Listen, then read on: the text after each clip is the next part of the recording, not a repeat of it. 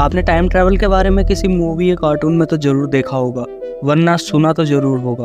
But sci fi समझ के हमने इसे हमेशा इग्नोर किया है। बट क्या आपको पता है कि एक इंसान ने एक्चुअल में एक टाइम मशीन बनाई थी और वो उसे यूज़ करके कहाँ गायब हुआ, किसी को नहीं पता। तो इस वीडियो में हम इसी बारे में जानेंगे कि आखिर वो इंसान कौन है और कैसे उसने इस टाइम मशीन को बनाया।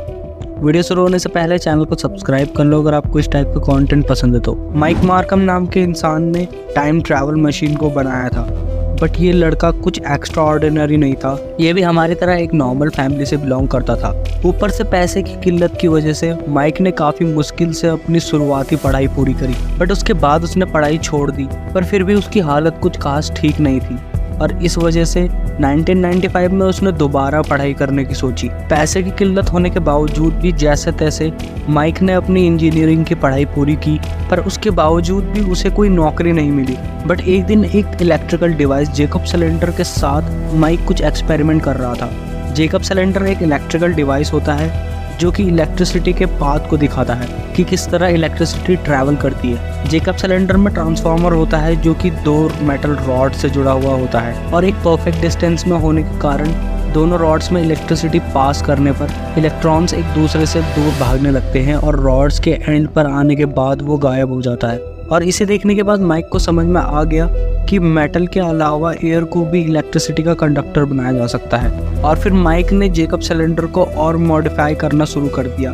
इस मॉडिफिकेशन के लिए माइक ने डीवीडी प्लेयर की लेज़र से मेटल के दोनों रॉड्स के बीच में एयर रेजिस्टेंस को कम किया और उसने जेकब सिलेंडर के नीचे एक और शीट लगाई, जिसके बाद ट्रांसफार्मर से निकलने वाली बिजली रॉड्स के एंड पर जाकर गायब नहीं हुई और वहीं अटक गई। और फिर जैसे ही माइक ने मेटल शीट पर एक नट को रखा तो उस पर करंट पास होने के बाद वो नट गायब हो गया और जैसे ही इलेक्ट्रिसिटी सप्लाई बंद की तो नट वापस आ गया। और ऐसा होने के बाद माइक को समझ में आ गया कि नट टाइम ट्रैवल करके आया है। और इस उपलब्धि के बाद माइक ने इस एक्सपेरिमेंट को और आगे बढ़ाने की सोची, बट उसके जेकब सिलेंडर के ट्रांसफार्मर में आग लग गई और इस हादसे में उसकी सारी मशीनें जल गईं। बट माइक ने इस एक्सपेरिमेंट को दोबारा करने की सोची। उसने इस एक्सपेरिमेंट के लिए सारे कंपोनेंट तो खरीद लिए थे, बट उसे इलेक्ट्रिसिटी की ज़रूरत थी और वो अपने घर के पास के पावर स्टेशन में जाकर ट्रांसफार्मर पर वायर फिट करके बिजली को अपने घर तक ले आता है।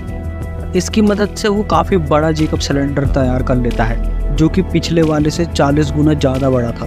बट जैसे ही उसने जेकब सिलेंडर को चालू किया उसमें शॉर्ट सर्किट की वजह से आग लग गई और लोगों का लाखों का नुकसान हुआ। और इस बारे में पुलिस को भी पता चल गया और पुलिस ने माइक को गिरफ्तार कर लिया और उसे 2 महीने की सज़ा मिली। और कोर्ट पर उसने एक्सपेरिमेंट के बारे में सब कुछ बता दिया कि वो एक टाइम ट्रैवल मशीन बना रहा है।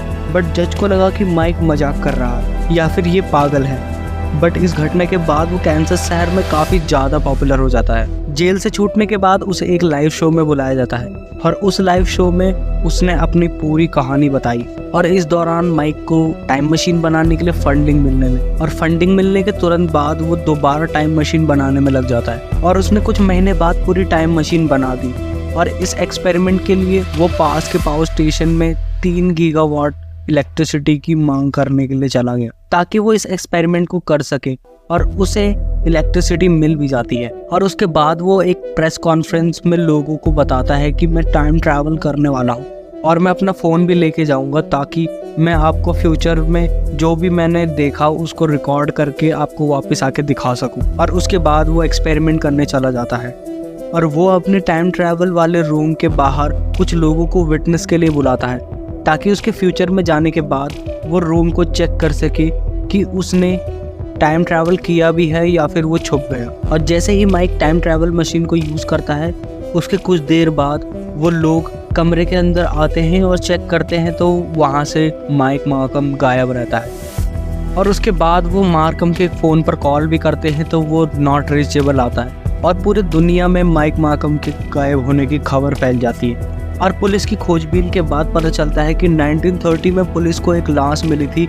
जो कि माइक मार्कम से काफ़ी ज़्यादा मिलती जुलती थी। और उस लाश के पास पुलिस को एक मोबाइल नुमा चीज़ भी मिलती है जो कि माइक मार्कम की ओर इशारा करती है। तो क्या वाकई में माइक मार्कम टाइम ट्रैवल करके 1930 में पहुंच गया था? इस बारे में आपकी क्या राय है, कमेंट करके जरूर बताना। वीडियो पसंद आई हो तो लाइक करना, चैनल पर नहीं हो तो सब्सक्राइब करना। मैं मिलूंगा आपसे अगली वीडियो में। Till then take care and good bye.